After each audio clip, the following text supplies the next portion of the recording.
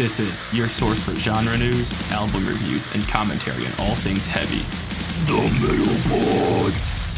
Here are your hosts, Brendan Flum and George Fong.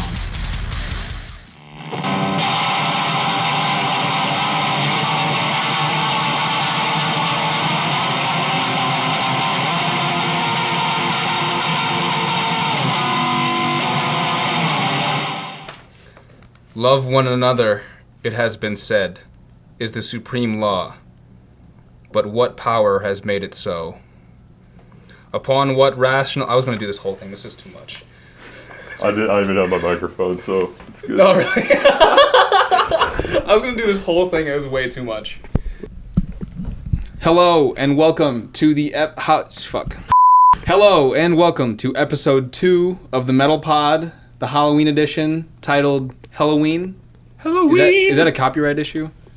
Why would that be a copyright issue? Because there's already a band called Helloween. It might be a trademarked. We're calling it Helloween. Yeah, we're calling it Helloween. How have you been since we've last met? Oh, as you can see, pretty messed up. So yeah, pretty up. Yeah, as good as here. ever. Yeah. We are in full Halloween garb, as you can tell. We're getting in the spirit of it. Halloween is the most metal holiday. There you go. It's only right. And you can't talk about Halloween without talking about black metal, which we will be today. Indeed. And shock rock go hand in hand. Yep. But before we do, Brennan, what are you wearing today? This is my my Halloween costume from 7th grade. I'm a maggot, as you can see, a Slipknot maggot. Got the Slipknot ski mask, Slipknot jumpsuit going on. So dope. So your thing today is Slipknot. Of course. Okay. Mine will be, you see that? My 9 Inch Nails patch. Of course. On my not battle jacket. Trent Reznor plays all the instruments and the vocals, in case you didn't know. And he kind of kickstarted Marilyn Manson, who's a big shock rock guy. So yeah, true. It's good. Very true. Yep. Some people say he made Marilyn Manson. Yeah. It's not true. He definitely kickstarted it. He helped. Yeah, big for help. Sure. Yeah. Some people said that if there was no 9 Inch Nails, there'd be no Marilyn Manson, which I disagree with, but... Yeah, I think I disagree as well. Okay, cool.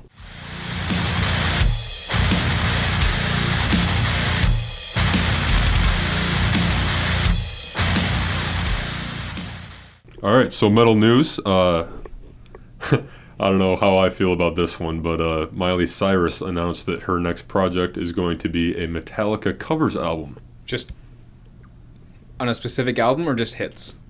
I don't know. And we'll see, I guess. Good Lord. She's already covered Nothing Else Matters. Did you listen to that? I didn't, but... You just know about it. I heard her Blondie cover of Heart of Glass, and I grew up on Blondie, so I thought it was pretty cool. But Blondie and Metallica are not the same thing. No. So this is a bit of a challenge for her and me as a metal fan. I'm actually kind of interested to see how it sounds. So. Yeah, I mean, she can scream. Yeah. So. Yeah. See how it goes.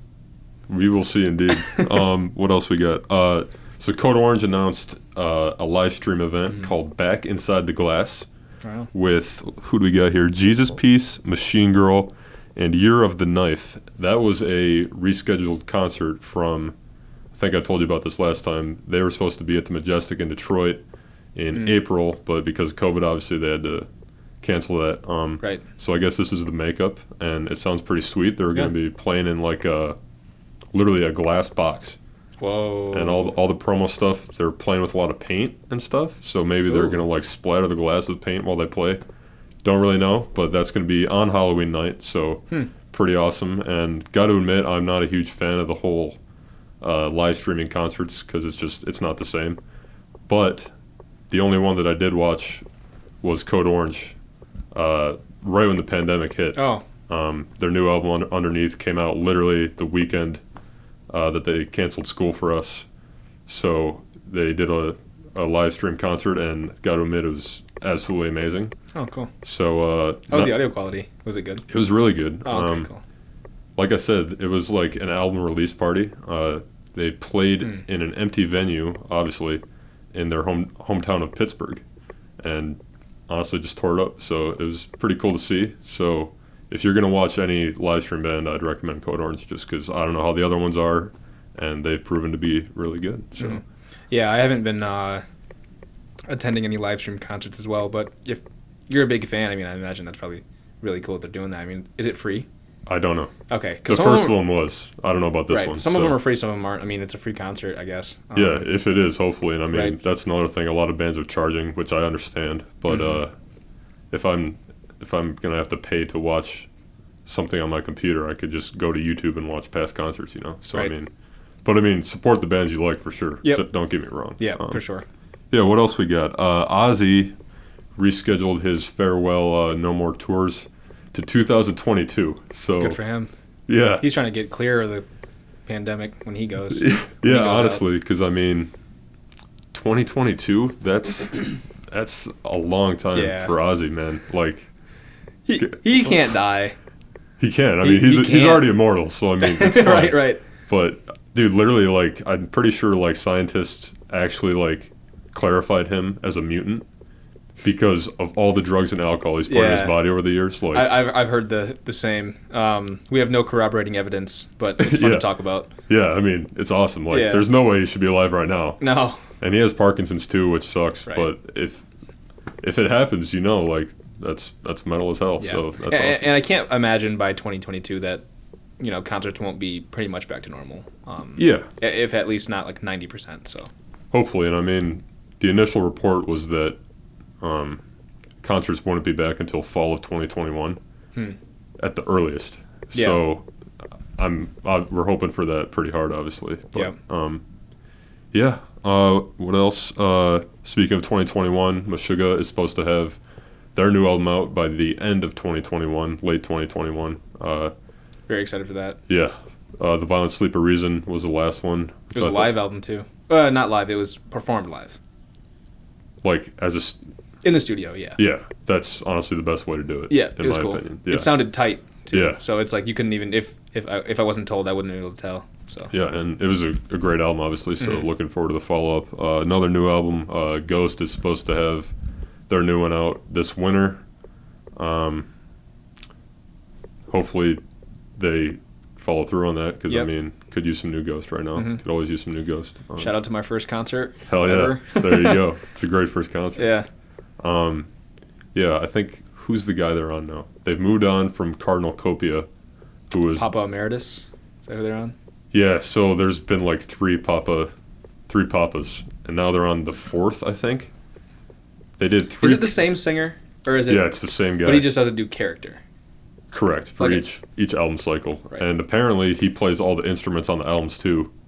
And the ghouls who are live are just like session guys who are just... Well, did you hear about that dispute between the ghouls? Yeah, I really don't know what the deal is with all that. You gotta imagine that some of them are contributing to his songwriting. You would think.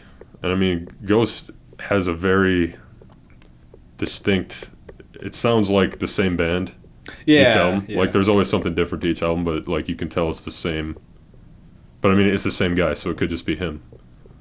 But, whatever. Who knows? Either way. They're an esoteric band, so... Esoteric? Yeah. How so? I mean, no one knows the identities of the session members. Yeah, that's already, like, the first thing. And for a while, we didn't know the identity of the lead singer. Right, until a long time. For a long time, so yeah. And apparently his background is, like, he's a death metal singer. Like, I heard about that. Which is crazy to think about, because they're this super melodic band now. Very versatile vocals. Yeah. But either way, I'm looking forward to it. I mean, I know our opinions kind of differ on Ghost. I think it's fair to say that I like them more than you do. You like them more than me, but I like them. Okay. Because I know you like to give me shit about it sometimes. So. Yeah, no, it's all jokes. Ghost is cool. Yeah, first concert's a great concert for yeah. Mm-hmm. The last one we got here, supposedly Kerry King and Dave Lombardo were going to form a new band before Jeff Hanneman died, because they knew that Tom Araya was like eyeing his retirement. Makes sense. So that would have been super interesting. I'm not quite sure if by that they meant that they wanted Jeff in that band, so like just Slayer without Tom. Mm-hmm. Like, I don't really know. Either way, it's Dave Lombardo and Slayer again, which I'm always down for. Yeah. He's probably my favorite metal drummer, living metal drummer, I should say. So, really? Yeah. I mean, there's a bunch of good ones. Yeah, no, for sure. Meshuggah, Joey Jordison? Yeah, that's. I feel like you would say I would have expected you to say Joey Jordison, but. Yeah, but he's not in Slipknot anymore, so it's kind of different. What is he in? Vimic? Vimic. Have you seen them? They're pretty solid, yeah. Yeah, no, I saw them. Their lead At singer looks Open like Air? a rat. Does he? He's, yeah. Like he dresses like a rat, or No, looks he like just one? has like really, really wispy blonde hair, and like when he sings, his face gets red because like obviously he's like singing really hard. That's he's just awesome. like a rat. But yeah, Vimic and Sinsanum, he's in 2. Sinsanum, yeah, they're pretty solid too. Mm-hmm. Did you see Vimic at Open Air that one year? Yeah. Yeah, It was cool to see Joey Jordison. It was, yeah. And that was before I ever saw Slipknot, so I was like, oh hey, I know that. That was before you ever saw Slipknot? I saw Vimic before I ever saw Slipknot. Wow. So yeah. Okay. When was your first Slipknot? My first Slipknot concert was it Download? No way. You've had to have seen him before that. No. Download. I think that was my first time seeing Slipknot. It was in England. It wasn't even in the US. That's the best. I mean, that's the best I've ever seen him. So I mean, that's good. Yeah, no. I it was then, and then after that I saw them at Pine Knob. Yeah. So that makes sense. But Yep. that's crazy, dude. Mhm. I didn't know that. Well. Yep. But yeah, going back though, Dave Lombardo he's the godfather of the double bass. So that's why Yeah, he's that's like, true. Yeah, you gotta give him. And you know, I love Vinny and what's his name? Chris Adler. Chris Adler is a like, great drummer It's too. tough, but yeah. Who's to say though if Jeff Hanneman didn't die, Yeah. we could be seeing like the second coming of Slayer kind of thing. But I know Kerry King has said he's gonna release some solo stuff. Oh, it's good for him. Yeah, so should be interesting to see how that plays out. Yep. I mean, yeah, that's all I had for metal news. So Alrighty. All right, and then the topic we'll be talking about this week is Helloween. Starting it off with shock rock. Brendan, take it away. all right, man. Shock rock, as you know very well, it's based more on the visual than it is the sound itself, for the most part. And I know you like the visuals. We've had this argument about Korn and DTE and like the visuals of a concert, which obviously goes into it. I'm more about the sound, but shock rock produces some of the best sound as well. Mm-hmm. But for the purposes of me like explaining you the history of this, I guess it's easiest to say like it's kind of divided by decade. Like each decade had its own different characteristic of shock rock. Makes sense. Going back to like even the 50s, like Little Richard to start, like you think about Little Richard, it's just like this classic rock and roll guy, but he was African American and homosexual. Wow, I didn't know that. And during the 50s, like those are two of the, like white America, like just Doesn't like that at all. right. And that Little Richard probably like came as a surprise to them, Mm-hmm. like.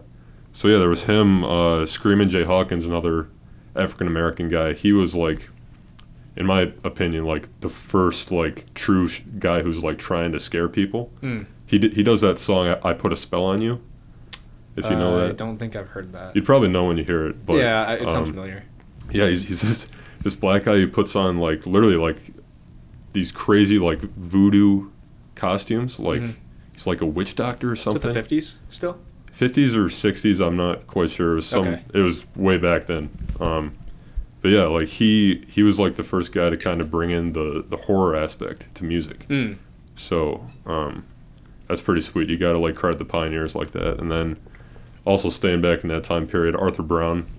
You would definitely know the song "Fire" if you heard that. Okay. It's a very satanic kind of song. So like he starts it off by saying like, "I am the god of hellfire, and I bring you fire." And then like the song starts, it's sick. That's cool. Yeah, it'd be right up your alley. Okay, But, I'll have to check that out then. yeah, he was like he had the stage show. Like he was the first guy to like really wear like metal makeup as we know it. I wouldn't consider him metal, but like he had like the black and white, not necessarily corpse paint, but it was like Makeup. yeah, and it was scary. And like the song being Fire, he's got a lot of fire on stage. Oh, Pyrotechnics. Wow. Yeah. I guess that's a big part of it. Very cool. He was all about the stage show. Kind of a one-hit wonder with that song, but like because of the stage show, like he, got himself out there. And Right. one of the defining characteristics of shock rock is like I said, it's about the visuals, but it's kind of like musical theater, like a circus carnival kind of thing. Yep. And their goal, you could make this argument about every shock rock artist, but you could make the argument that their goal is to scare people, of course, but like because they scare people in like white society, whatever, that white society gets scared of them, so they like ban them from like radio, concerts, etc. But because they do that, like me as an audience member want to just go out and buy it and listen to it more. Right, it makes them cooler. Exactly. Yeah, they definitely, it's a spectacle, like you said. It's like a freak show. Yes. Like, look how, look at me make a spectacle of myself and like do taboo things and then get banned. But then you guys love it even more because it's so taboo and you've never seen anyone do it before. Yeah, and a result of that is kind of like these artists. They initially want to scare you, and that is their goal. But in the end, like, I'm about to get into, like, Alice Cooper and Kiss, but, like, look at them now. They're, like, what's popular. Like, they're widely accepted kind of thing. Yep. So, yeah, last thing on Arthur Brown, like, his vocal style had a huge influence on Iron Maiden, who, there he is right there, Eddie. Bruce Dickinson, the singer of Maiden, he's got that very operatic style. Yeah.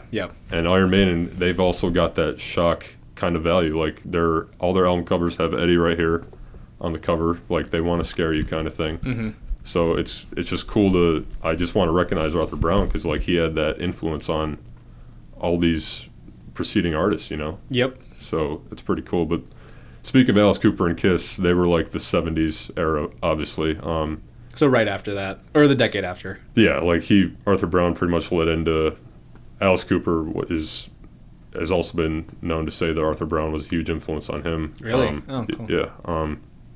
But it should definitely be noted, and I know you'll like this, Rob Zombie's, he said his biggest influence is Alice Cooper. Yeah. And Kiss. So, I mean, it kind of, you know. They really started it in, like, Western, or not Western, but just the modern era of music, I feel like. Yeah, like definitely. the new sound. Yes. They took it and electrified it. Yeah. And did it up and. Exactly. Yeah. And Alice he's the godfather of shock rock. Like that's literally his nickname. He's from Detroit, Michigan, so repping that, which is awesome. But his whole thing is he said, I'm surrounded by all these rock heroes. Like just picture the 70s. That's like kind of the heyday of rock. Like hard rock at least. Like that's the heyday. He's surrounded by all these rock heroes and he's like, there's no villains. That's dope. Why don't I create a villain? Yeah. So, yeah, it is dope. And, like, going off that, Kiss, you could see them as, like, superheroes. Yeah, like, no, that's totally different. Like, same look, different intent. Yeah. But Alice Cooper he's the godfather for good reason, obviously. Rob Zombie's called him, like, the Beatles in a way in terms of, like, shock music because he had that stage show. He would literally decapitate himself on stage. Like, I don't know, like, how he did it, but, like, that was pretend to. No, like, you would literally see him go in a guillotine, and the thing would drop, and a head would fly out. Oh, yeah. So, like, that being, like, the coolest thing he did, I'm sure he did everything else, but, like, the stage show was kind of what made Alice. And he's got that, like, skeleton-looking eye makeup shit. I always thought it was like a jester kind of look. Yeah, exactly. Like a court jester, like an evil court jester. For sure. Yeah, it's cool. Yeah, but then Kiss saw that and was like, only one guy is wearing makeup. Why don't we all wear makeup? That makes a lot, yeah. And then Paul right here. Yeah, so Kiss kind of reached a higher status than Alice did. 100%. But their music was more accessible. Definitely more accessible. Yeah. And they took the stage show. Kiss has even admitted that like they weren't the best musicians, and like it's obvious to see that they're not. They're obviously, we talked about this last time, but they had a huge part of my upbringing into music. Yep. And like their makeup and all that went into it, of course. But they're not the best musicians, so they said, let's just put on a kick-ass show. They put on the best stage show probably of all time. Like, again, in context, in the 70s, no one had ever seen a stage show like that. And everything that came after, like, they owe it to Kiss for sure. Yeah. But kind of the downfall was due to the record labels, like, these guys are wearing makeup, we can merchandise the hell out of this. Oh, for sure. And it just got... They turned into a commodity. Oh, yeah. Without a doubt. Like, lunchboxes, bubble gum, Pez dispensers, all this shit, dude. Like, it just got so much, and... It's like, where is... It's like, how... At that point, can you disconnect the commodity from the artist? Right. I feel like when you get to that superstar level, like, where's the line between you're just a business now and you're a money machine and you're a genuine artist that's expressing themselves? And that's kind of the reason that Kiss isn't, like, one of my all-time favorites, because, like... Really? I mean, they have a special place in my heart forever. But you can't put them in that top spot. I can't, just because of everything we just said. Really? Yeah, and I mean, that kind of led to their downfall. I wouldn't call it a downfall, but, like, same with Alice. And like we said, Kiss and Alice became, like, popular, like, accepted by the end of the 70s. Right. Like, eventually, the shock wears off and you are popular. Yeah. You're accepted. Like, when kids dress up like Kiss for Halloween, like, you know, there's no threat anymore. If kids are them for Halloween, like... Right. It's turned into an irony. Yes. And that's true with, like, not to get too philosophical, but that's true with every aspect of life. The margins always come to the center. Yeah. Definitely. But yeah, and I think that the cool thing about shock rock is each generation tries to outdo the last one. It's like, okay, you guys were cool, we grew up on you, but now you have Kiss gum. We don't want to do that. We're going to do something even more shocking. And then eventually they move to the center and they're popular, and it's like, okay, we see what you guys are doing, and so on. Yeah, and you just set me up perfectly, because I was about to go into the 80s, which is, like, characterized by all the shock bands. They focus more so on Satan. Like, Kiss was considered, like, satanic for a second when they came out, because, like, Gene was the demon, all this stuff like that. But, like, kids dressing up like you for Halloween, like, whatever. It's past, it's whatever. But then the 80s bands, like Venom, Merciful Fate, King Diamond, like, that was... Bathory. Yeah. Like, they were, like, the 80s shock bands because... I mean, the satanic panic of the 80s. I mean... Yep, it's all in one. Celtic Frost as well. Did you say that already? No, but I'll let you take that in a minute. But if you consider Venom the first black metal band... A lot of people do. I would, just for the sake of simplicity. Yeah. Because, like, they had an album and song called Black Metal. Right. And, like, another one was, like, Welcome to Hell, with a song, like, In League with Satan. Mm-hmm. Like, so they were focused on, like, Satan, but, like, they weren't... They've admitted, like... It's a show. Yeah, it's just an image. Like, it's an act. Yeah, and they've said that, like, we're entertainment. We're musicians, but we're entertainers first and foremost. I saw this quote too by them, and it was like, we make music for guys that, like, drink beer and hang out. Like, we're not Satanists. We're not, like, hardcore. Right. Basically what you just said. Like, we're entertainers. Yeah, but going along with that, though, King Diamond, who the singer Merciful Fate, he had a very successful solo career as well. He's a self-proclaimed Satanist. Mm-hmm. But what he said, he sees Satanism as a life philosophy instead of a religion. That's the way I would look at it. Okay. And there's a lot of confusion about Satanism. We'll get into that right now, just because you brought it up. Satanism is an atheistic religion.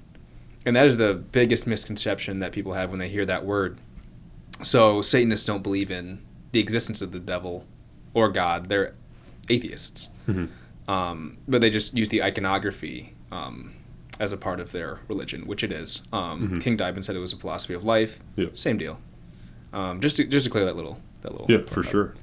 I mean, staying with King Diamond though, like he has said that, kind of tying it back with the whole Satan shock aspect, like it's only as shocking as you make it.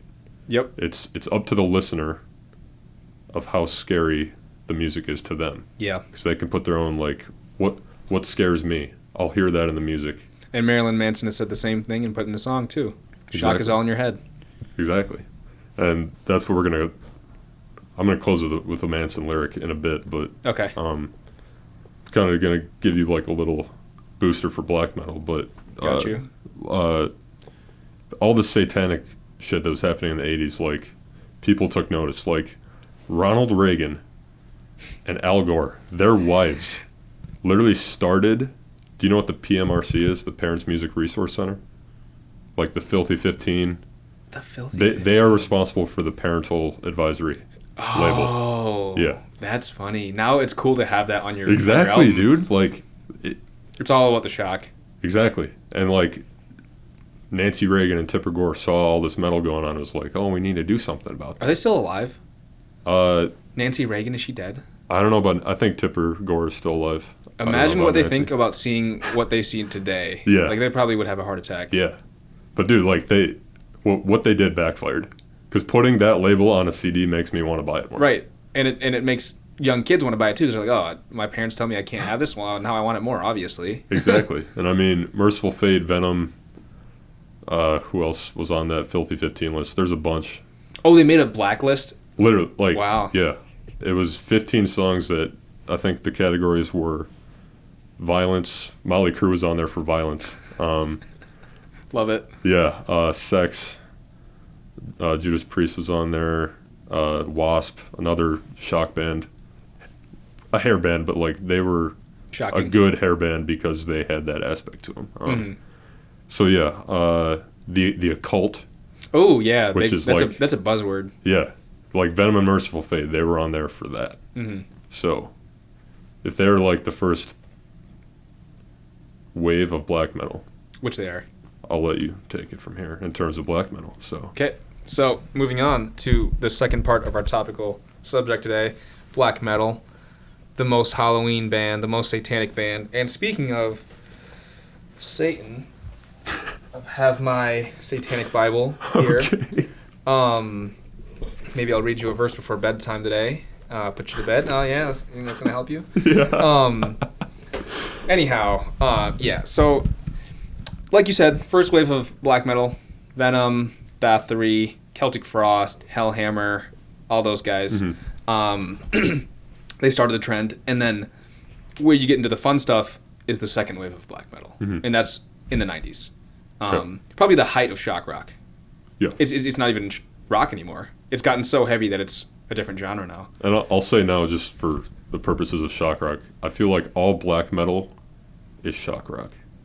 Not all shock rock is black metal, obviously. Yeah. But black metal's idea is to scare you. I don't know if scare you is the right word, but challenge your way of thinking. I think it's definitely to scare you. That's I would agree with that statement. Okay.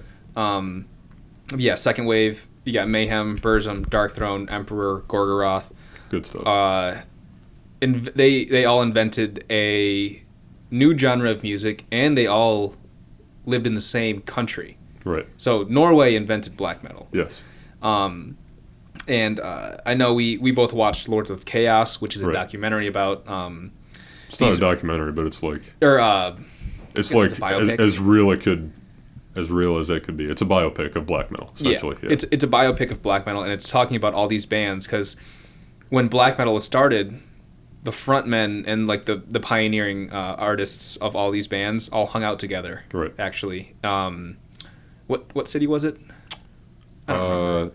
It was Oslo. I'm pretty sure where Euronymous had his record store. So. Right, and for those of you that don't know, obviously Euronymous is called the father of black metal. Right. He was the founding member of Mayhem, which might have been the first new age black metal band. They're like true black metal. True black metal as we know it today. Yeah. The good stuff.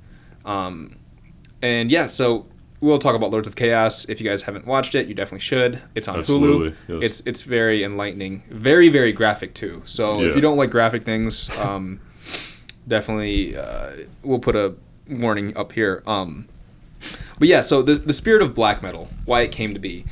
Black metal looked at all other heavy metal, and they said, no, you guys are all posers. And that's like Metallica, Slayer, all the bands that came up to like 1992. They're like, you guys are all posers, you guys are all on tour. You talk about whatever you talk about, violence, drugs, but you go home to your $1 million mansion in Beverly Hills and you drive like a Maserati.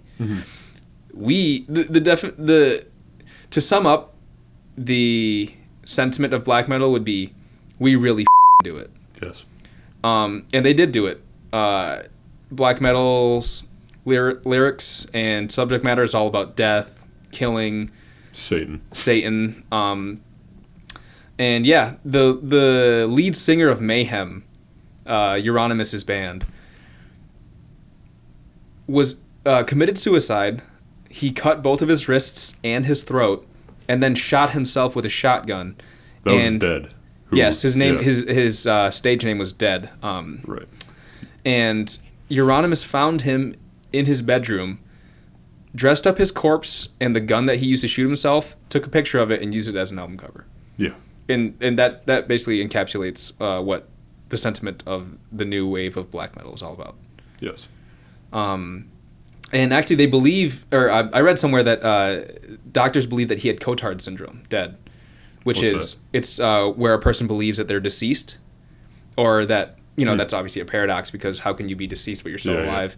Yeah. And then sometimes people will believe that they're a ghost. It's a very rare disorder, but they believe he had that. Wow. And I mean, from the movie, you can kind of tell, like, he's very spaced out. Yeah. And then, going along with him, before he committed suicide, during Mayhem's concerts, he would self-harm while performing, spraying blood on the concert goers. And then their bassist actually said that people started to recognize black metal after that, because Mayhem capitalized on it and said, oh, he killed himself because he thought that black metal was getting too big and he didn't like posers, and like he wanted to keep it esoteric. And then that's when he said that their band actually blew up and everyone started to recognize them. Right. That's when Euronymous started the Black Circle, which is him, Varg Vikernes, a couple other main guys, Varg Vikernes, Faust from Emperor. Yeah. A bunch of guys. Mm-hmm. And then, in case you didn't know, Varg is the leader of, or the creator of Burzum, arguably the best black metal band of all time. Yeah. They called him the Count, which is a dope nickname. Count Grishnak. Yeah, exactly. Grishnak. Yeah. Yeah. But yeah, they're all in what was called the Black Circle, which was basically based in Euronymous' record shop, Helvet, which means hell in nice and simple. Norwegian. Yeah. But yeah, still, and then the tragic death of Euronymous. Varg Vikernes stabbed him like 40-some times in the back and in the head. Claims that was self-defense. To this day. And he's walking the streets as a free man right now, which makes no sense to me. But and he only served 15 years in prison. Yeah. Norway is very, very lenient with murder. And dude, like you know you're guilty when you're at the trial and you're smiling. Right. Like we'll throw a picture up. Yeah. This man absolutely. Is sinister. Yeah. And the way that his birth name is Christian. Yeah. Which is very ironic. It's hilarious.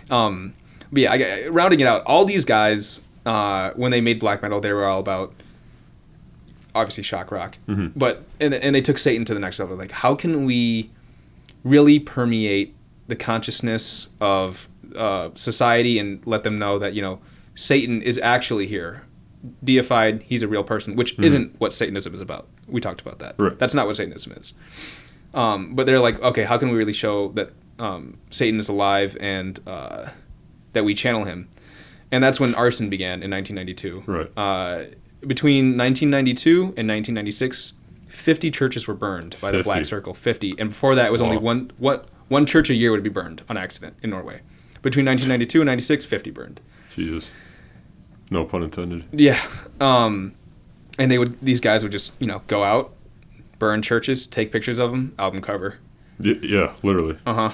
And then one member of the Black Circle, too, killed a person. Yep. And that was Faust from Emperor. Yeah. Was it really? Yeah. And then they were all like, they praised him. Like, yeah, dude, you're hardcore. Let's go celebrate by burning down a church after we just killed a guy. Yep. Like, it's insane, dude. Yeah. Like I feel like the movie doesn't. It doesn't do a lot of justice. It can't capture. I feel like it does a poor job of capturing the real energy of what it was like to be there, and I don't think anything can. And they also make Varg look like kind of a wimp. Kind of a wimp, but I don't think he was like that. I don't think he was like the movie. No, they really played up him being yeah, kind of awkward and shy. I feel like Dead was the most accurate portrayal of all the people in that movie. I feel like Euronymous too, maybe. He was a megalomaniac. Yeah. He tried to control everything. He couldn't stand that Varg was making better music than him, essentially. That Burzum was better than Mayhem. And he said something that rubbed Varg the wrong way, and he stabbed him to death. And I also think that the film did a good job of portraying the rivalry between Euronymous and Varg, Absolutely. how they kept trying to one-up each other and outdoing each other. And that goes back to what I said. Generationally, that's what's been happening with shock rock. Mm-hmm. And then black metal, you can see it happening between just two bands and pushing themselves to go further and further. And I think that's part of the reason why they got so extreme, and also the cult following aspect of it. These guys had complete control over their fan base and their musicians, and they just followed them around like basically a cult. Yeah, and I mean, Varg, he got his start by like loving Mayhem so much that he wanted to obviously be around Euronymous as much as he could, and Euronymous thought he was, not that great until Burzum. He basically said, "I'll show you how good I am." Yeah, pretty much. Mm-hmm. And I mean, he did kind of, for what it's worth, Varg was a part of Mayhem as a bass player, for a little bit, but like that's not his true potential. Like Burzum is just him too, which is crazy. Like, he plays all the instruments. Yeah, which is nuts. Like I love them both for different reasons. As much as I hate Varg, like as a person, obviously, but like Burzum is some pretty killer music, and I mean, it's a lot more atmospheric to me than Mayhem. They're more focused on like the riffs. Some of it is too much for me, too atmospheric for me. But like I still like them, obviously. The vocals, and I was gonna say, black metal also changed the heavy metal vocal, or I was also gonna say black metal changed the way that heavy metal is sung. Yes. They invented that kind of like high vocal fry, demonic sounding vocal style. For better or worse, because you know that I'm not a fan of that style. But I like that era of bands is cool to me because they were the first ones to do it. So it's that being like 30 years old now, I hear it, I'm like, that sounds newer than any black metal that's going on now. Really? Personally, just because they did it first. Do you like any of them? Like, what would be your favorite black metal vocalist? Black metal vocalist? Yeah, like what band? Danny Filth from Cradle of Filth, I guess. Really? Because he's kind of got the... He's really different. Like, he's more modern than those guys, obviously, but he sings in a way where it's like, you can understand him, but it's still like really black metal-y, and it's just eerie and sinister to me. Very creepy. I like that vocal style. It's definitely the least accessible out of all of them, but I still love it. Black metal? Yeah. That kind of vocal style. Without a doubt. This is unrelated, but when I first got into metal, I started listening to death metal, and I was like, I literally can't understand a word. Like, I don't understand why people would listen to this. Like, why would I? But then eventually I understood that it's like, sometimes it's not about the lyrical beauty. It's about using your voice as an instrument. And in metal, it's just a harsh sound. Yes, absolutely. And then, I figured out that you can look at the lyrics afterwards. Bada bing, bada boom. There you go. But yeah, I think should that wrap us up for black metal? You got anything else to say? Yeah, I mean, if we're going to finish off with black metal, we can kind of pass the torch in a way. I mean, if that heyday that we're talking about right now with Euronymous and Varg and Dead, all them, that was like early 90s, which is kind of when, unrelated but still shock, like Marilyn Manson, that's when he... Yeah, and I mean... You're the Manson guy, so big Marilyn Manson guy. Of course. He's the Antichrist superstar. He's the Antichrist of rock. Yes. To me, he's the best shock rock. He's the best balance of being a rock star, but also being shock and staying true to himself, because he's not commodified. Right. He's still around. He still makes music, but he's not. He hasn't sold himself, I feel like. Yeah, and that's kind of what characterizes the 90s shockers to me, is like the 70s guys, they wanted to sell records. Yeah. 80s, they were just focused on Satan, pretty much. And then 90s were just psychopaths. Yeah. Like the black metal guys. But they were just serial killers. Yeah. And Satanists. Well, the black metal guys, but like I'm going to get into like Slipknot and Ramstein. Right. Like they have a different way of shock. Yeah, it's more real. And it's more artistic. Yeah.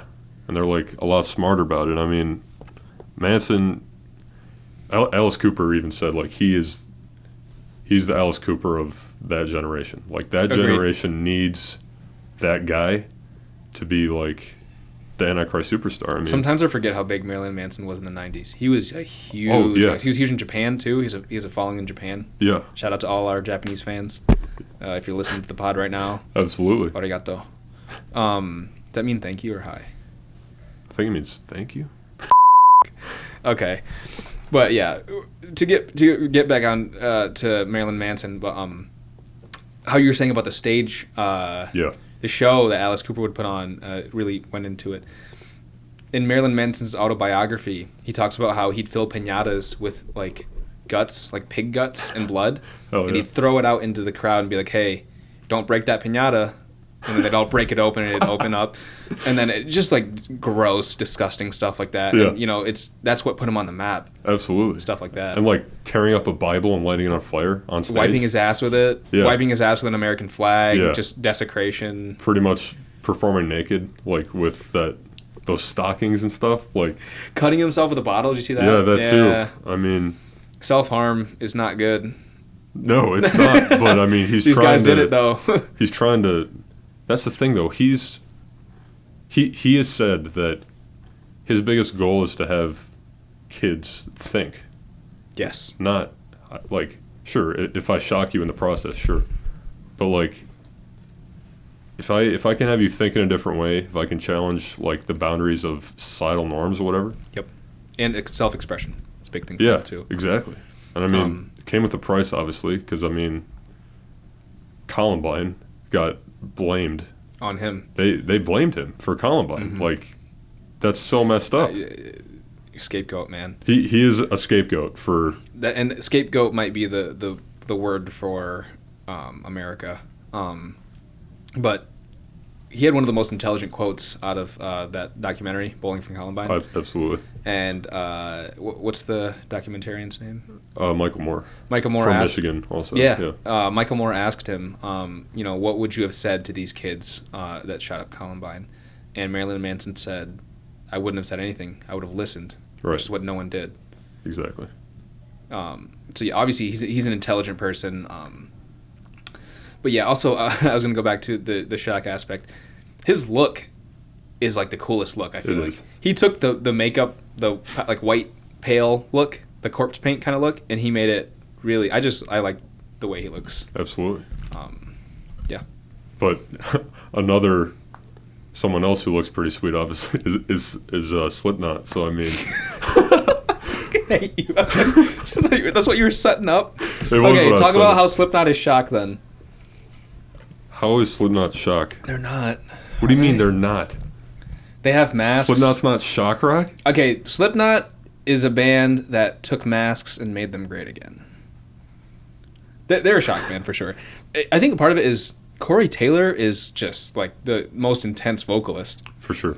heavy metal vocalist. The most intense is what I'd say. Yeah. He can scream so fast and enunciate so well. Yeah. It's insane to me. It's like overbearing sometimes. Have you tried to emulate how he like screams on Slipknot or Iowa? Of course. It's impossible. I mean, yeah, and I do. Like, if I listen to Iowa or the debut album, like, in a car, which is, like, the ideal way to listen to it for me, because I can, like, yell with it. Yeah. Like, my throat hurts after. Yeah. Like, every time. My neck hurts from going We should get you in a booth. in a booth. Like Sid. If we get 5 likes on this video, Brendan has to do a cover, at least a 30-second cover of a Slipknot song, and try as hard as he can. What? Please get us there. Because you have such a deep voice that I feel like you can do it. You can be a heavy metal vocalist. Yeah, I can't be Corey Taylor, though. If I'm going to be any metal vocalist, I feel like it's going to be Peter Steele for Typo Negative. I feel like you could do Pantera. If I wanted to, sure. Yeah. But, like... You're saying you would be him if you could be anybody? Yeah, because he's got a very deep voice as well, obviously, and he's got... She's got a date at midnight. Exactly. Like, he's kind of talking, and when he sings, it's just kind of, like, elevating his voice. Mm. Like, he's a great singer, don't get me wrong, but, like, he's no Corey Taylor. or was no Corey Taylor. If I was a vocalist, I'd be Marilyn Manson. I actually have the same vocal range as him. Yeah. And I've screamed to many of his songs. I can't sing like him, course. though. His singing voice is just so raspy and eerie and... Yeah, he can do a lot of different things, too. Like, he can, like, scare you to death or sing you to sleep. To tears. Yeah, exactly. But I don't know how we got on this, but going back to Slipknot, Clown has said that, like, their masks are, like, a symbolic representation of themselves. Yep. Like, they don't... This is just hearsay, but, like, they don't wear masks to shock you. They wear it because, like, that's what they're like on the inside. Yeah. And, like, growing up in Iowa, I'm sure probably wasn't an easy place to grow up in. And, like, just the ugliness of their personalities were reflected through their masks. Yeah. That's what they said. And Joey Jordison said that when he puts his mask on, back when he was still in Slipknot, I read this quote and he was like, when I put that mask on, I feel like I'm trapped in hell. Like, it's a very personal experience for them. Absolutely. And each shock band has a great stage show, and Slipknot's is, as you know, it's awesome. But they've said that, like, when they perform, it's like them playing out their pain. So it's shocking in that sense, in a different way. Like, they're just going crazy on stage. And, like, they know, like, they've said, like, we could get hurt doing this. Like, we totally know that. Like, they've had so many... They've, like, slits their head opens on drums. Obviously, Corey's broken his knees from going crazy all the time. Sid, I'm sure, isn't in the best shape. So, I mean... It's cool. Yeah. Mick Thompson, too, has talked about it, like, they get hurt. Yeah, exactly. And, I mean, they're playing out that pain, like I said. And another cool thing about Slipknot that I like is Clown has also said, through playing out that pain, they call their fan base, we're the maggots, obviously. That's what they call us. Right. Like, if you're a Slipknot fan, you're a maggot. And what many people don't know about, I mean, I'm sure they do know, but maggots turn into a fly. Yep. So the way Clown put it, it's maggots feed off Slipknot. Slipknot is the dead carcass. And we are, like, feeding off that negative energy and turning it into something positive, because as a maggot, I can grow wings and fly somewhere more peaceful. I can do whatever I want, kind of thing, you know? Yeah, it's very like poetic. It's salvation through pain. Yeah. It's catharsis. Exactly. And that's what it's all about. It is. On a somewhat funnier note, I guess, Ramstein is a modern shock band. Like, probably the best modern shock. Like, the best shock band right now is probably Ramstein. Yeah, because they have the best show. Yeah, and we talked about that in the pilot too. I mean, did we talk about that in the pilot? How Till Lindemann made porn? We talked about that, right? Yeah, and I was just about to say, like, for the sake of censorship, I'm not going to say the name of the song, but they released it on porn sites. Yeah. To try something different. That is their way of shock. Like, that's crazy to me. Like, that's a whole new level of crazy. Just being a celebrity too. Like, your fans see you naked. Yeah. And like, you're charging them to see you naked. Like, hey, you guys want to see me naked? Sure. That's crazy to me. It is. And they've even said, though, like, them shocking, their goal to shock or whatever is, like, just to get a reaction out of you. They said the worst thing that can possibly happen is if you have no reaction at all. They just want to make you, I mean, you could say the same thing about Manson. Like, they're just trying to get you to think in a different way. Yeah. They want to do something different. Yeah. That's what he said, too. Yeah. They were tired of hearing the same old thing, and they're like, well, let's do something different. Yeah. And that's when they have penis cannons on stage. They have penis cannons dildos, that shoot cotton. And then they also have flamethrowers on their guitars that go off when they hit a note. Yeah. Which is so dope. It's so awesome. I can't believe no one did that before. Well, I mean, not to get all technical over here, but Ace Frehley from Kiss, part of their stage show, like, his thing was, like... He had a flamethrower on his guitar? It would shoot a rocket out of the neck. And, That's like, not the same thing as a flamethrower. Literally... Yeah, it's not a flamethrower. I'm just saying, like... Okay. Respect your elders. Okay. Respect your elders. Exactly, dude. Sure. Ace Frehley. The man. Yeah. The spaceman. Ramstein has flamethrowers on the guitars. Yeah. They're the best modern. They are the circus. They are the carnival. Yeah. So that's a good way to put it. They take shock to a new level, which is awesome. And going off that, just to wrap up, I guess, is what you dropped that Marilyn Manson lyric earlier. Shock is dead. There's old people who are scared of young people doing some crazy shit. Like, it's all about like challenging, like I said, like challenging society, like pushing the boundaries of what is the norm. And I know that's difficult nowadays. I guess that's kind of what I was saying. Like, the norm right now is to want to be famous and popular and make a lot of money. Mm-hmm. If you release an album anonymously, you're doing the opposite of that. Right. You're saying, I reject fame, I reject recognition, I just want to make art. Just make art for the sake of making it. Mm-hmm. Okay. Yeah, but it's not very shocking, I guess. I get what you're saying, though. It's just like I'm talking about stage presence. Is that what you're talking about? Yeah. Like the carnival, like you were talking. Like, who's the next great shock artist? Like, who's the next Marilyn Manson or Ramstein kind of thing? Like, you know what I mean? Like, what can they do to get to that level? Like, everything's been done. Yeah. For the most part, except for killing yourself on stage, which is like, why would you obviously want to do that? Like, you know what I mean? Yeah. Like, that's, I guess, what I'm getting at. So, like, is shock truly dead? Like, it can't be. It can always get more shocking. We'll see. Exactly. We'll see it happen. Like I said, as long as there's some young, rebellious teens. Yeah. Trying to scare the old people, I think we'll be fine.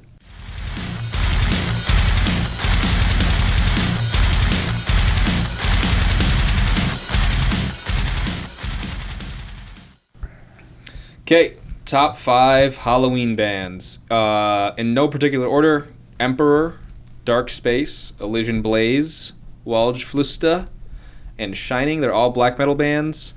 Check them out. Yeah, what you got? So you went straight black metal for your Halloween artist. Yes. Top 5 Halloween artists. Yeah.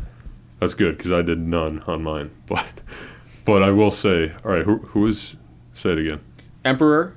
Yeah. Dark Space, Elysian Blaze, Waldflüster, which is a German band. I'm probably butchering it. And Shining, which is a Swedish band. So I will say, Emperor with that Cosmic Keys to My Creation, is that the name of the song? And it's Cosmic Keys to My Creation in Times, I believe is the full title. Okay.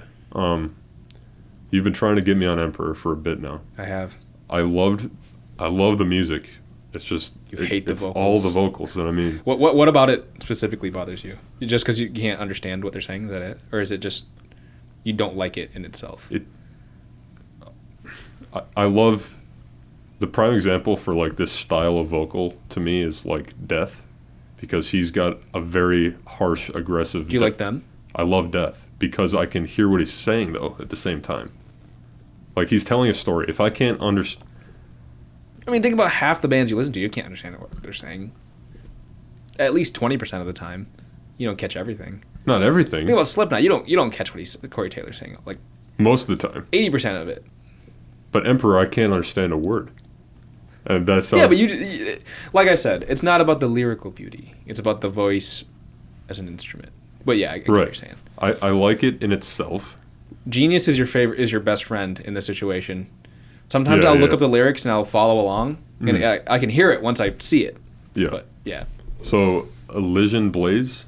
They are an esoteric black metal band. That's the levitating the carnal. Yeah. We'll put the album cover on the screen, but it sounds like it was recorded in a cathedral. Did you listen to that? I did. What'd you think? I listened to the album, not the. Is there a song called that? Yeah, and it's the album title. Okay, I just listened to the album straight, and then there was a certain point where I was like, I can't do this anymore. Like, it's like a wallpaper for your mind. Is how I would describe that. Yeah, I would put it on while I do something else. Yes. Or when I'm driving at night. Well, see, that's the. I mean, you couldn't finish it. Dude, I couldn't. Were you bored? Is that why? A little. It's a lot of like. It is black metal, but it's also a lot of like bridges, like ambient. It's like post. Yeah, it's like ambient noise and like atmospheric sounds as well. But I will say, I loved Shining a lot more than I thought I would. I knew. Oh, really? Yeah. You didn't think you would? Like when you... They're riffy. That's why. They are riffy, and I don't even know how to pronounce the name of the song, but it's like Lot As, whatever. Oh, yeah. Whatever it is. Song. But there's like a what do you call it? What's the term? I'm blanking here. A sample of like, it literally sounds like someone is trapped in a room, and they're like literally having a mental breakdown. Yes. And I was like, Yeah. Jesus, that is... Shining is intense. That's the band that we were telling you guys about. I think I might have cut this out, but Nicholas Carvorth, the lead singer of Shining, and I think he plays all the instruments too. Mm-hmm. He's said before that the intent behind his music is I want people to hurt themselves. I want people to self-harm to my music, and the best thing that can happen is if you kill yourself while listening to my music. Jesus. And that is... I guess that might be as shocking as you can get. Yeah. Maybe. That could be like a thing. Like making art that isn't really art. It's just a piece of negative... Yeah. But something. to counter that, like, I loved the song. Yeah, like, right. And it's a new version of dark. So you did like it? I liked it a lot. It's a lot more riffy, huh? It was, yeah. Than what you would expect from. Yeah, and you know I like the riffy black metal. Yeah, but sometimes I don't like some of the bridges in his songs. Like sometimes he has too many breaks where it's like too sampley for me. Mm-hmm. I want the riffs because he has dope riffs. Okay, that's fair. Yeah, so. Yeah, my top 5 Halloween artists. At number 5, Helloween. I knew. Shout out the Metal Pod, title of our episode, Helloween. Yeah, I mean, dude. Sponsor us, please, Helloween. Send us free stuff. Dude, I mean, it's in their name. Yeah, no. You can't. No, it's fine. You can't have Halloween without Halloween, dude. All right, what else you got? I mean, we don't like power metal, but that's good power metal. Anyways, number 4, Alice Cooper, The Godfather. Number 3, Kiss. You serious? Absolutely, dude. They're the Halloween band. Do they make music that sounds like Halloween, though? Is it spooky? It sounds more like rock and roll to me. Yeah, it is. But there's the songs that Gene sings because he's the demon. He's like this guy. I'm not going to listen to this guy on Halloween, but I'll listen to Gene's songs. Okay. Dude, right. I mean... Yeah, no. All right. I don't really know too much about Kiss, so... Yeah, that's fair. Number 2, Rob Zombie. Oh, yeah. Yeah. He puts horror movie samples in his songs. Like, come on. Exactly. He doesn't get much better than that. He's got the look. He's got the sound. Yep. He's the Halloween guy. Yeah. He makes horror movies. He makes Halloween movies. He made Halloween. Exactly, dude. So there we go. If he's the Halloween guy, though, the Halloween band, I mean, besides Kiss, obviously, the Halloween band nowadays is, for me, Ghost. I mean, they've got that spooky sounding. Very spooky sounding. And they all dress up, so. Cool. Hell yeah. All right. Pick of the week for me, The Satanic Mass by Anton Levay. It's an album on Spotify. He says the Mass. He does like an hour of just reading out of this book, and there's music. It's good. We should put an excerpt from that short film we made right here. Do you have that? There's a link to it somewhere. I think I tried to find it a couple times. I couldn't. If you find it, though, I'll do that when I get home. Absolutely. It's dope. What's your pick? My pick of the week, at the time that this airs, Pantera Reinventing the Steel 20th Anniversary Edition is coming out Friday, October 30th, day before Halloween, 20th anniversary. Same day. Yeah. That's weird, yeah. Yeah, so, I mean, it's Pantera, dude. Like, why would I not pick that? Listen to it. Absolutely. Or Phil Anselmo will come and kick you in the ass. Exactly. My second pick of the week is Every Day is Halloween by Ministry, because it is. That's a fire song, dude. Have you heard it? Yeah, it's great. Yeah, it's good. All right.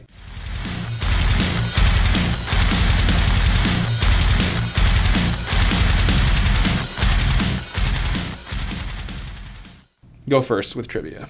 With trivia? Yeah. It's trivia time. You ready to lose? Shut the hell up. Go ahead. All right.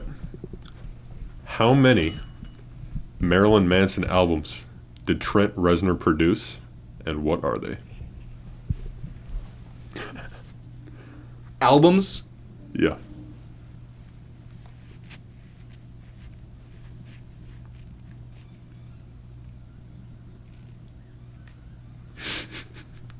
3. What are they? Is that right, though? Because you said how many and what are they? Oh, I guess that's not a fair question. Okay. I'm going to say Portrait of an American Family. Yep.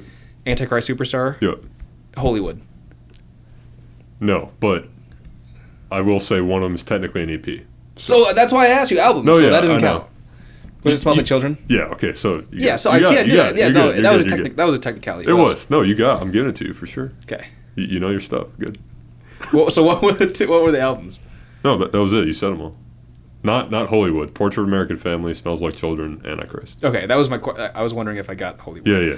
That Hollywood. Was I knew it was 3, I feel like, and that's why I put Hollywood in there, but that was after he left. And Hollywood sounds like Marilyn Manson produced it too. It's a very tight album, and it has cool electronic parts. And Yeah. But dude, that's the thing.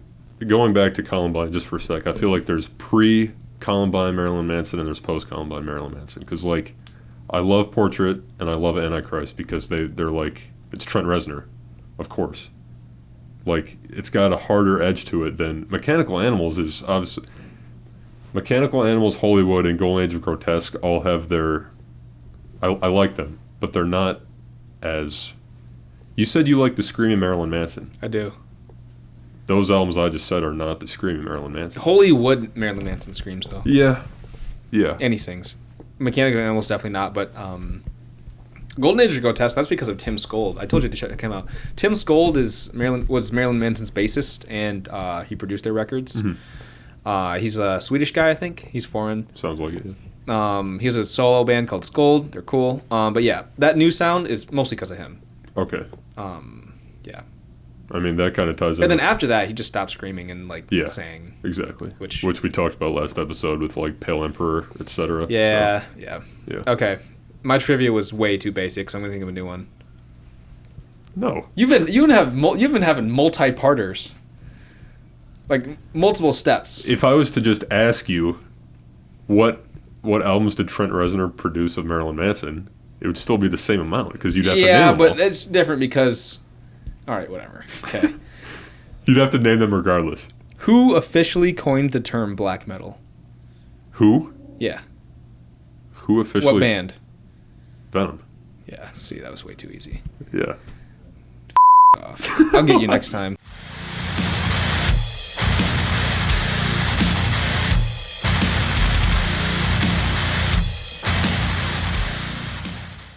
One hot minute.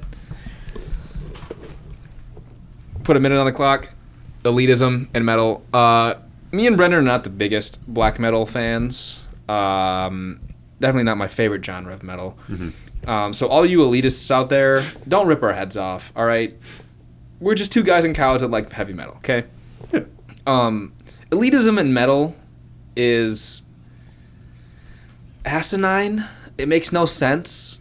Why are you hating on other metalheads? Because elitists basically say, this is a closed group. We don't want to let more people in. Why would you not want more people to listen to metal? That means we have more metal bands, more friends to talk to, better music. And the point of metal is to be accessible to people that don't fit in. So when you're an elitist in heavy metal and you're telling people that what they're listening to is bad or it's mainstream, it's just detrimental. I've been told that listening to Pantera is a pleb tier band. A pleb tier? Pleb tier band. What does that mean? A plebeian is a commoner. And I've been told before that Pantera is a pleb tier band. Just because they're common and liked by many doesn't make them any less heavy. Or artistic. Pantera's heavier than any black metal band. And I feel like Agreed. Most elitists come from black metal. A lot of them do. And it's okay, but who hasn't started... Who didn't listen to... Even if that were the case, right? Even if they were popular. And you like underground stuff now. Mm-hmm. I know for a fact you started listening to them when you started listening to metal. Or you listened to them when you started listening to metal. Of course. So how can you hate on them if you used to like them and they got you to where you are? Exactly. That's my one hot minute. Don't be an elitist. Be welcoming. Because that means we get more metal. Yeah. I mean, going off of that, Kiss is a prime example. They were a huge part of my upbringing. Don't really like them that much anymore, but that doesn't mean someone else can't like them. Like, I feel like we have our elitist moments at times. Yeah, no, for sure. I mean, yeah. But all being said, metal is metal. Yeah. It's just music, right? At the end of the day, it's just music. that's the thing, though. Like, I feel like elitists, they take their offense because they don't consider a certain thing metal. Like, I brought this up last time. Like, nu metal, I feel like they don't characterize. They probably talk the most shit about nu metal because it's less metal. Yeah. Equally heavy, in my opinion, sometimes. Yeah. And like you said, though, it's all metal. We're all on the same team here. Like, Yeah. fuck off. There are some bands, though, that Like, are posers. yeah, absolutely. But, and we've talked about that, but that's not the point that we're trying to make. The point that we're trying to make is... The point that we're trying to make is, like, Just don't be a dick. don't hate on someone for the music they listen to, or don't tell them that something is objective when it's subjective. Yes. At the same time, though, I like it when people tell me that I'm a weirdo. I mean, look at me right now. I'm wearing a fucking Slipknot ski mask. Like, I like it when people tell me I'm a weirdo like that, because then it's like, it makes me like the metal more. Right? It's like, yeah, I am. You know? Like, Yeah. No, for sure. So don't take it to heart. yeah, absolutely. What do you got? Yeah, my one hot minute is kind of in the same realm as black metal.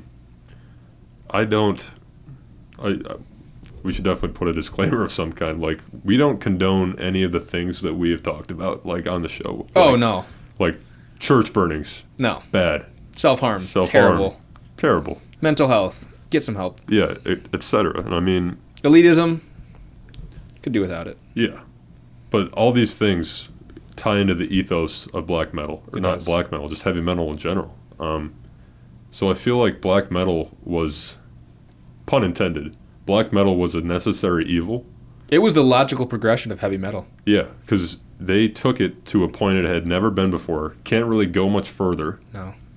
And as, for better or worse, like, metal has suffered the consequences of that. Yep.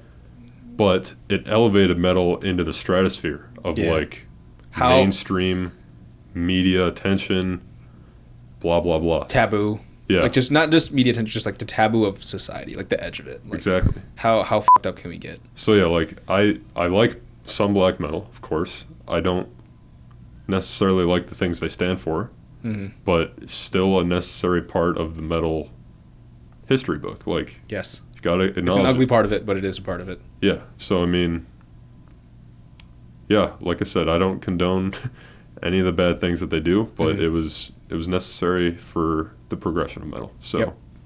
there we go. Mm-hmm.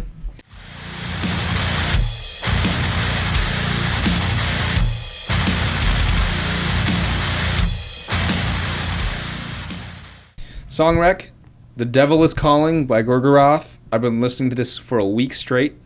It's so good, very rhythmic. The vocals are awesome. The lyrics are harsh. Check it out. Link in the description. Gorgoroth. I'm about to play it right after we hit end. Awesome. Yeah, keep trying to get me into some more black metal. I'm trying, 'cause bro. I like the stuff you showed me last time. Yeah, so as a way to kind of tease next week's episode, we're going to be talking about politics and metal. Everyone's favorite subject, politics. Yeah, it's a tough subject, but it's election week, so we feel like we should probably Address it. address it for sure. It's relevant. Very relevant, very pivotal. I think politics are in music a lot more than we think, and especially in metal. Yeah, we'll get into that next week, but as a way to kind of prep you for that, my song rec is a song called Point the Finger by Body Count, which is Ice-T. That's his band. Ice-T. Featuring Riley Gale.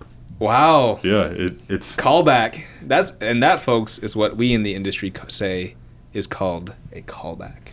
Yes, it's the political anthem that 2020 needed. Yeah. It's about police brutality, racial injustice, and I just love it because obviously Body Count is Ice-T. Yeah, they're African American, lots of African Americans in that band.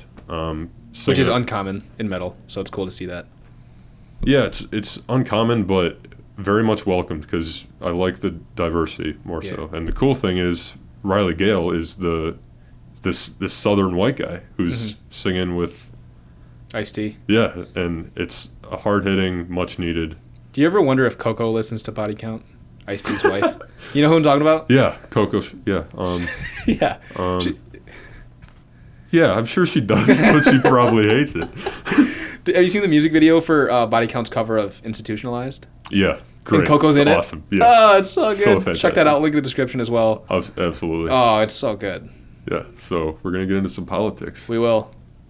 All right.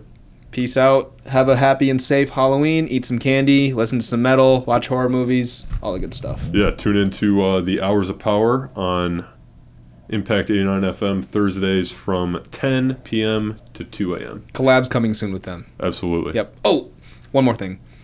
We're, I don't know if this will be relevant, but we're getting our stuff on Spotify. It should be there by the time this episode airs, so we can just put it right away. But Yes, sir. if it's not, it's coming. Apple Music as well. YouTube. All that good stuff. We're coming for everything. Hell yeah. Peace out. Metal! You hit it again.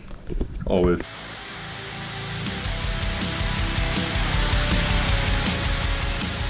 You've been listening to The Metal Pod, a production of Impact 89 FM. Our thanks to Impact's General Manager Jeremy Whiting, Station Manager Amber Kinutsky, and Programming Director McKenna Lowndes. Tune in next time for more updates on all things metal. The Metal Pod.